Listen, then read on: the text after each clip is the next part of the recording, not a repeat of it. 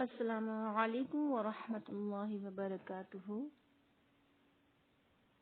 آج میں آپ کے سامنے پھر سے حاضر ہوئی ہوں سورۃ الکوثر کی تلاوت لے کے۔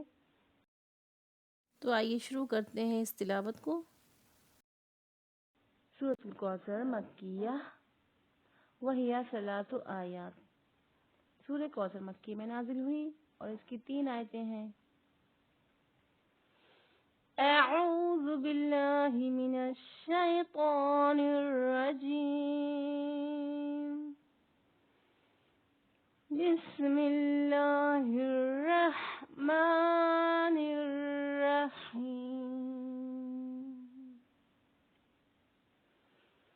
انا اعطیناک الکوثر فصل لربک وانحر،